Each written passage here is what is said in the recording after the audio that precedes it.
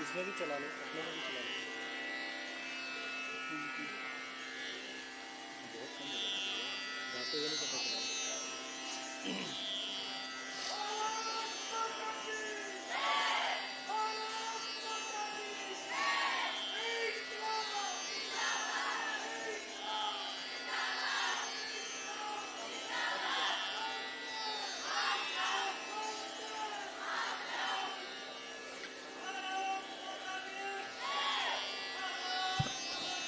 सौदा वंदे मातरम शुरू करेंगे।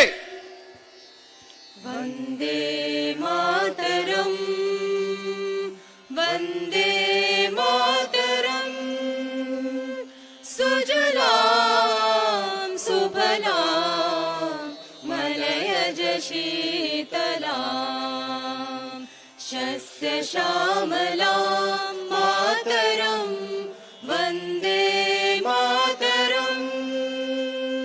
शुभ्रज्योत्स्ना पुलकितयामिनी फुल्लकुसुमित द्रुमदलशोभिनी सुहासिनी सुमधुरभाषिणी सुखदां वरदां मातरं वन्दे मातरं। कोटि कोटि कंठ कल कल निनाद करले कोटि कोटि भुजे धृत कर करवाले केवल मां तुम्ही आ बोले बहुबल धारिणी नमामि तारिणी रिपुदल वारिणी मातरं वन्दे मातरं। तुम्ही विद्या तुम्ही धर्मा तुम्ही हृदि तुम्ही मर्मा त्वं हि प्राणा शरीरे बाहुते तुम्ही मा शक्ति हृदये तुम्ही मा भक्ति तुम्हारी प्रतिमा गढ़ी मंदिरे मंदिरे वंदे मातरम।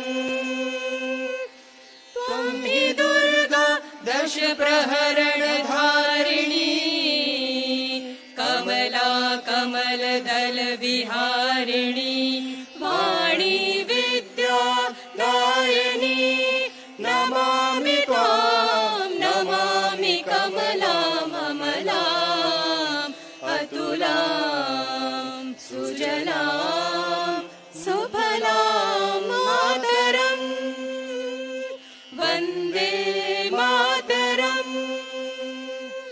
श्यामलां सरलां सुस्मितां भूषितां धरणीं भरणीं मातरं वन्दे मातरं वन्दे मातरम्।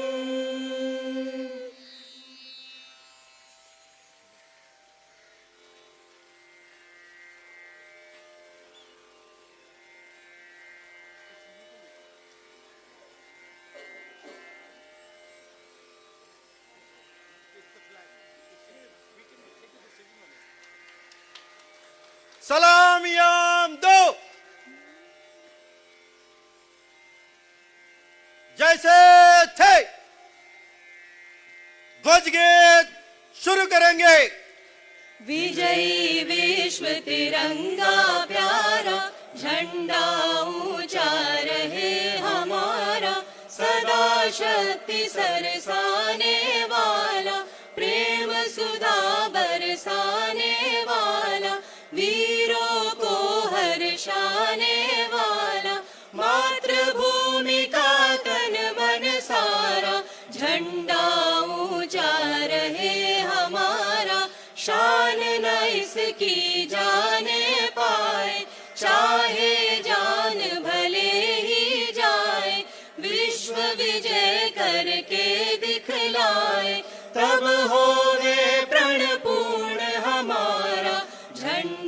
ऊंचा रहे हमारा, विजयी विश्व तिरंगा प्यारा, झंडा ऊंचा रहे हमारा। परेड वैश्रम।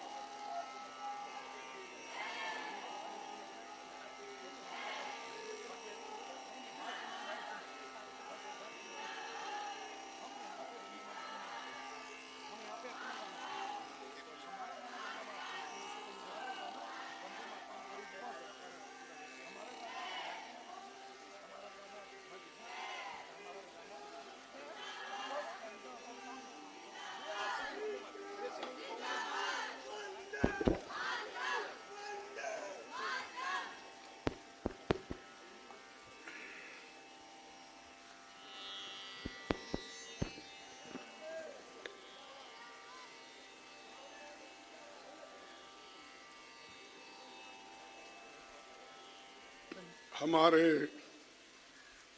प्रिय नेता CPP chairperson Shrimati Sonia Gandhi ji, Rahul Gandhi ji, all CWC members, सेवा दल के प्रमुख सभी सदस्यों और दोस्तों, मीडिया के मेरे भाइयों, साथियों, ये 80वें स्वतंत्रता दिवस पर आप सभी को मेरा हार्दिक शुभकामनाएं। आज का ऐतिहासिक दिन केवल स्वतंत्रता के संघर्ष को याद करने का दिन नहीं है, बल्कि ये सवाल पूछने का भी दिन है कि जिस भारत का सपना हमारे स्वतंत्रता सेनानियों ने देखा था, वो कहां तक पूरा हुआ। कांग्रेस ने अपने 141 वर्षों के इतिहास में 62 सालों तक विदेशी शासन से कांग्रेस पार्टी संघर्ष करते रही। लाखों लोगों ने त्याग और बलिदान दिया, जेलों में अमानवीय यातना सही, उनको हम सारे लोग नमन करते हैं। साथियों, जब महात्मा गांधी जी ने करो या मरो का नारा दिया और सारे बड़े नेता जेलों में थे, तब देश के नौजवानों ने भारत छोड़ो आंदोलन को आगे बढ़ाया। जिस आजादी का सपना हमारे सेनानियों ने देखा था, वो केवल विदेश दास्ता से आजादी नहीं थी, वो थी गरीबी, भेदभाव, छुआछूत, बेरोजगारी, अन्याय और भय से मुक्ति। आजादी के बाद इन्हीं नौजवानों ने राष्ट्र निर्माण में भी एक एक ईंट रखने का काम किया। यही उस पीढ़ी की सोच थी। आजादी केवल सत्ता परिवर्तन नहीं, बल्कि हर भारतीय के जीवन को बेहतर बनाने का संकल्प था। साथियों, कांग्रेस के हर प्रधानमंत्री ने इसी सोच को आगे बढ़ाया और नेहरू जी ने आधुनिक लोकतांत्रिक और सेक्युलर भारत की नींव रखी और IITs, IIMs, public sector units जैसी इंस्टीट्यूशन तथा बुनियादी ढांचे का निर्माण उन्होंने किया। उन्होंने सिंचाई परियोजनाओं को आधुनिक भारत का मंदिर कहा। नेहरू जी ने इस देश के लिए बहुत कुछ किया, लेकिन उनमें रत्ती भर भी अहंकार नहीं था। नेहरू जी ने कहा था, हमारी पीढ़ी के महानतम व्यक्ति की अभिलाषा हरेक व्यक्ति के आंख के आंसू पोंछने की रही है। हो सकता है कि हम इतना कुछ न कर पाए, लेकिन जब तक लोगों की आंखों में आंसू है और वे पीड़ित है, तब तक हमारा काम पूरा नहीं होगा। ये बात पंडित जवाहरलाल नेहरू जी ने की थी, जब महात्मा गांधी जी ने ये बात इनसे पहले कहकर कहा था कि देश के हर गरीब के आंखों से पानी पूछना हमारा काम है। और शास्त्री जी ने ग्रीन रेवोल्यूशन और व्हाइट रेवोल्यूशन की नींव मजबूत की। इंदिरा जी ने भारत की मिलिट्री और स्ट्रैटेजिक कैपेबिलिटीज को मजबूत किया। 1971 में बांग्लादेश के निर्माण में निर्णायक भूमिका निभाई। बैंकिंग को गांव में तक पहुंचाया और 10 पॉइंट प्रोग्राम, 20 पॉइंट प्रोग्राम ये गरीबों के लिए उन्होंने दिया और जिसका फायदा सारे देश के गरीब जनता को हुआ। सिक्किम का इंडिया में इंटीग्रेशन किया, ये बहुत बड़ा अचीवमेंट है। गोवा को भी हमने शामिल कर लिया। ये सारी चीजें कांग्रेस पार्टी के हैं और कांग्रेस पार्टी के नेताओं ने किया है। लेकिन आज चंद लाल किले पे ठहर के बात करते हैं कि सब कुछ उन्होंने ही किया, तो गनीमत है ये दुनिया भी मैंने बनाया ऐसा नहीं बोले। नहीं तो अगर कोई उनको सलाह देता, लिख के देता, तो निश्चित रूप से वो भी कहते थे। और दुनिया जो बची है मेरे वजह से बची है, ये भी कहते थे। दोस्तों, राजीव गांधी जी ने नॉर्थ ईस्ट और पंजाब में शांति की पहल की, IT रेवोल्यूशन की नींव रखी और डिफेंस कैपेबिलिटीज को मजबूत किया, जिसका लाभ बाद में कारगिल युद्ध में भी मिला। उन्होंने नई शिक्षा नीति, स्किल डेवलपमेंट और जवाहर नवोदय विद्यालयों के जरिए युवाओं के लिए नए अवसर बनाए और वोटिंग एज 21 से लेकर घटाकर 18 की। वे चाहते थे कि भारत का नौजवान 21वीं सदी में दुनिया के सामने सीना तान कर खड़ा हो।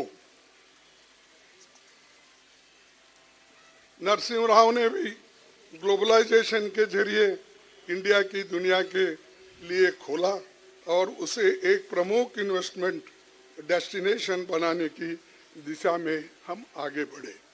मनमोहन सिंह जी की जो हमारे इकोनॉमिस्ट थे और इकोनॉमिक ग्रोथ के साथ डेवलपमेंट को ह्यूमन फेस दिया। MNREGA, right to education, RTI, forest rights act और नेशनल फूड सिक्योरिटी एक्ट के जरिए गरीब, मजदूर, किसान और कमजोर वर्गों के अधिकारों को मजबूत किया। ये सारा क्रेडिट हमारे CPP नेता श्रीमती सोनिया गांधी जी को जाता है, जिसने पूरी मेहनत करके एक टीम बनाकर उस टीम को पॉलिसी बनाने के लिए कह के ये सारी चीजें जो आज बुनियादी हक के रूप में हमको मिले हैं, गरीबों को मिले हैं ये इनकी देन है। तो ये हम भूलना नहीं चाहिए। ऐसा एक काम भी आज के सरकार ने नहीं किया। आज के सरकार ने कोई राइट टू किसी को हक नहीं दिया। खाने का हक हमने दिया, शिक्षण का हक हमने दिया, काम करने का हक हमने दिया, ये सारी चीजें हमने की। लेकिन फिर भी चंद लोगों को आदत है कि जो नहीं किए वो भी मैं किया, ऐसा बोलने का आदत है। ठीक है, उनका कौन सुनेंगे, इतिहास तो गवाह है, इतिहास में लिखा है और लोग भी जानते हैं कौन सा कानून कब बना, किनके लिए बना, कैसा बना, ये लोग भी जानते हैं।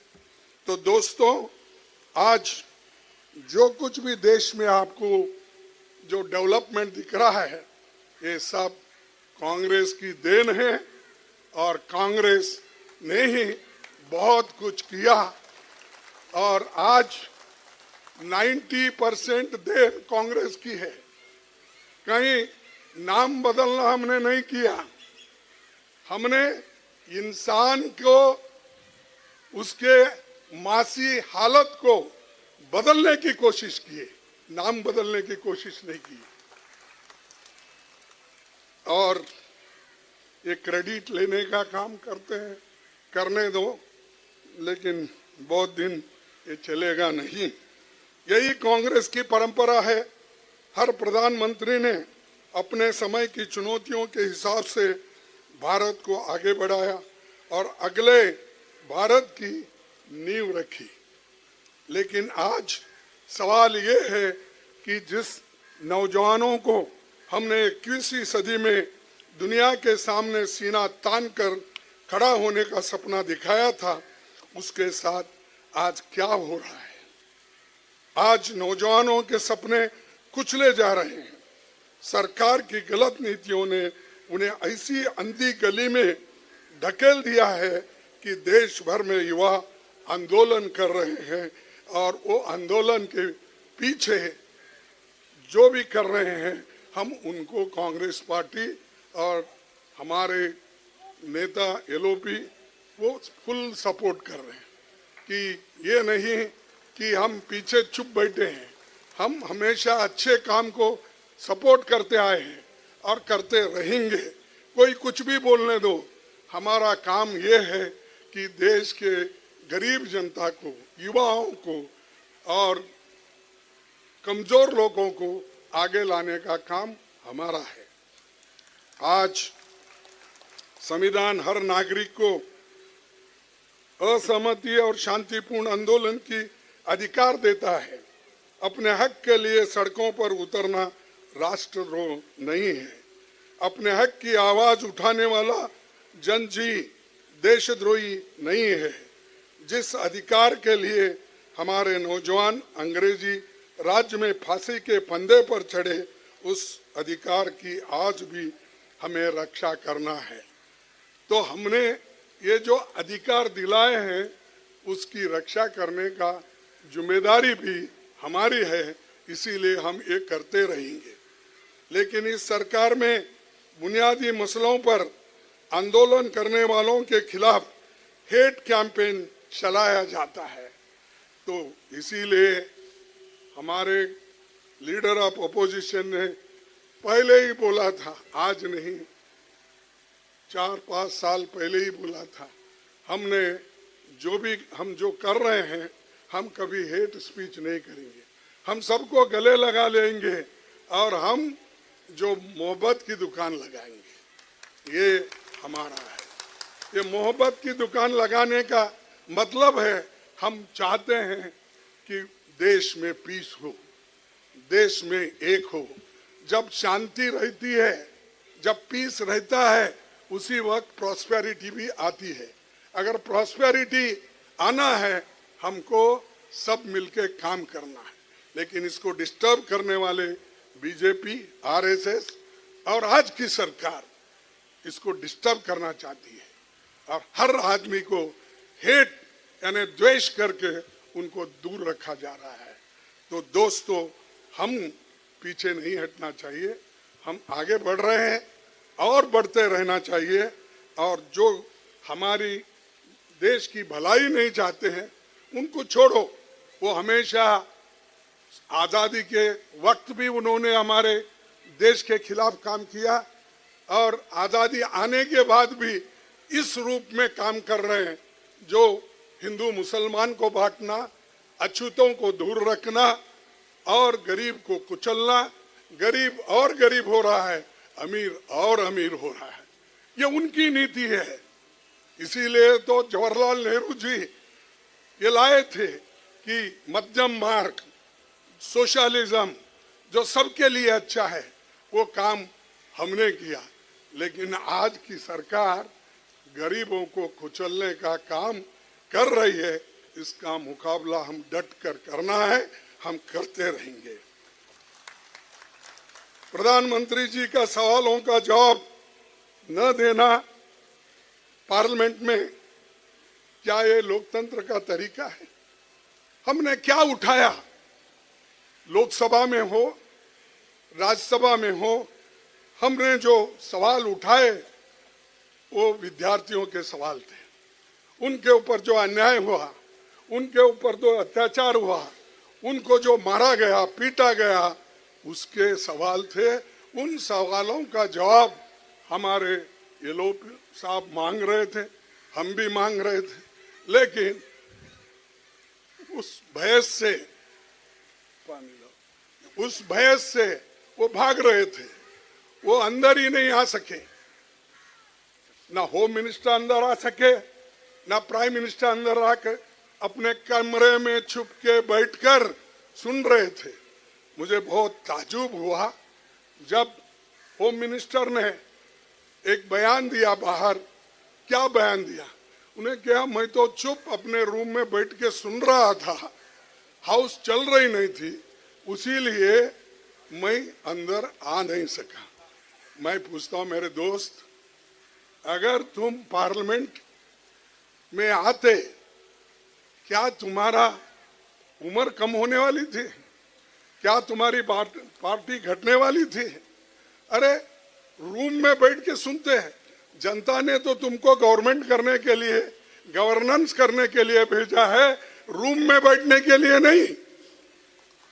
तो ये मेरे को भाषण करने का अवसर नहीं मिला।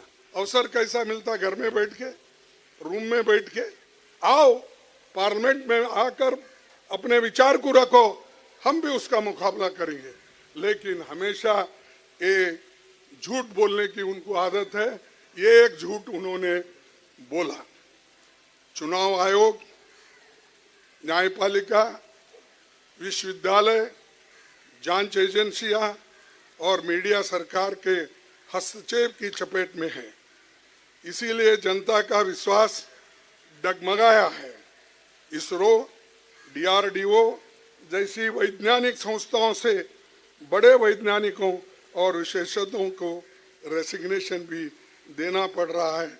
और मैं आपको कहता हूं कि कईयों हमारे साइंटिस्ट इसरो, डीआरडीओ छोड़ के भाग रहे, क्योंकि इनकी दबाव ऐसी है, अपने लोगों को भरना चाहते हैं, आरएसएस के लोगों को भरना चाहते हैं। और जो आइडियोलॉजी उनकी है, उस माइंडसेट के लोगों को वो भरना चाहते हैं।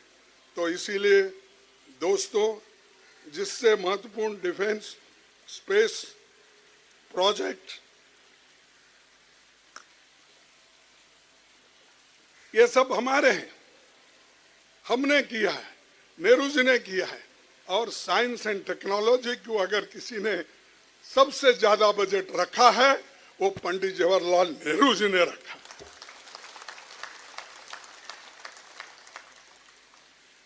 इनके ना जेब में पैसे है, ना दिमाग में विचार है। ये तो मुल्क के लिए कुछ नहीं करते, हमारे को ही करना है। वो जल्द वक्त आ रहा है, हम जरूर करके दिखाएंगे। आज तो मंदिर जैसी आस्था की जगहों पर भी सवाल उठ रहे हैं। गरीब और गरीब होते जा रहा है, अमीर और अमीर हो रहा है। फिर भी गरीब आदमी अपनी छोटी सी कमाई में से 50 रुपए निकालकर मंदिर में श्रद्धा के रूप में दान देता है। राम मंदिर के निर्माण के लिए मोदी जी ने ट्रस्ट बनाया, उसका गठन किया और अपने सबसे भरोसेमंद लोगों को इसकी जिम्मेदारी सौंपी। लेकिन जब आम जनता के चढ़ाए दान और सोने चांदी की चोरी हो रही है तो सवाल उठता स्वाभाविक है। आज सवाल ये है कि गरीब की श्रद्धा से दिए गए उस 50 रुपए की भी सुरक्षा नहीं है। ये मोदी जी के राज में हम उनको टीका नहीं करना चाहते इस आजादी के दिन, लेकिन जो आदमी खुद ट्रस्ट किया, खुद नॉमिनेट किया, खुद झंडा फहराया, खुद उसकी बुनियाद रखी, खुद उसका पूजा करके खुद ही गया, साधु संतों को लेके नहीं गया, खुद ही गया, तो क्योंकि क्रेडिट लेने के लिए अगर आप सच्ची देशभक्त होते तो इस देश में जो श्रद्धालु लोग हैं, जो राम भक्त हैं, उनको लेकर, उसमें आस्था रखने वाले लोगों को लेकर वो काम कर सकते थे। लेकिन पूजा में भी यही, झंडा चढ़ाने में भी यही, और एक वक्त आएगा यही आदमी देश की झंडा गिराने की भी कोशिश करेगा। क्योंकि बात बहुत बोलते हैं, ये बड़बड़े साहब हैं, बड़बड़े साहब हैं। मैं इसीलिए उनके जैसा झूठा बोलने के लिए नहीं जाता, और मैं यही कहूँगा कि ये जो सोने चांदी चढ़ाए गए हैं, इन चांदियों को, सोने को वो लोग जल्द से जल्द जब्त करके, और जो लोग इस चोरी में शामिल हैं उनके ऊपर एक्शन लेना चाहिए। हमारी सोच अलग है। हमारे लिए आज़ादी का मतलब केवल सत्ता में आना नहीं, बल्कि हर नागरिक के जीवन में सम्मान और अवसर लाना है। आज़ादी का असली उत्सव तब होगा जब हर बच्चा स्कूल जाए, सबका सलीके से इलाज हो, सम्मानजनक रोजगार मिले, किसानों, मजदूरों और कमजोर तबकों के साथ न्याय हो, जाति के आधार पर भेदभाव, खासकर छुआछूत पूरी तरह खत्म हो, और महिलाओं को मुख्य धारा में आने का पूरा अवसर मिले। हम ऐसा हिंदुस्तान चाहते हैं जहां गरीबी की आवाज सुनी जाए, किसान सम्मान के साथ आगे बढ़े, नौजवान अपने सपनों को पूरा करे, और सत्ता के सामने सच बोलने के लिए किसी को भी डरना न पड़े। यही हमारे स्वतंत्रता सेनानियों का सपना था। इसी सपनों को पूरा करना ही हमारा असली आज़ादी है। बस इतना कह के मैं अपने 4 शब्दों को समाप्त करता हूँ। जय हिंद, जय संविधान, जय कांग्रेस, जय हिंद। जय हिंद। क्यों तुम्हारे में दम नहीं है? जय हिंद, जय हिंद, जय हिंद, जय हिंद। धन्यवाद।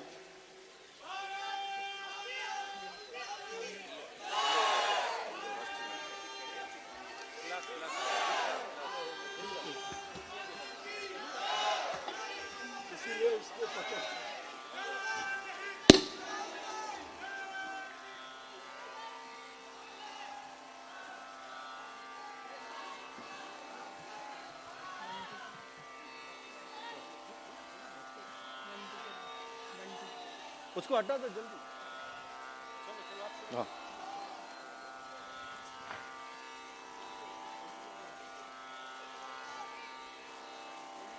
जल्दी।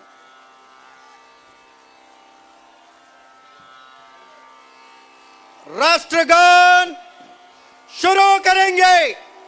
जनगण मन अधिनायक जय हे भारत भाग्य विधाता।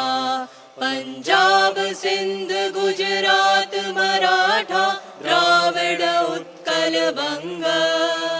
विंध्य हिमाचल यमुना गंगा उच्च चंचल जलधि तरंग तव शुभ नामे जागे तव शुभ आशीष मांगे गाहे तव जय गाथा जन गण मंगलदायक जय हे भारत भाग्य विधाता जय हे जय हे जय हे जय जय जय जय हे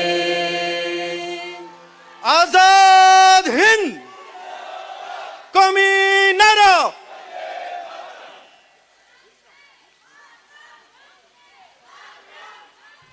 विश्रम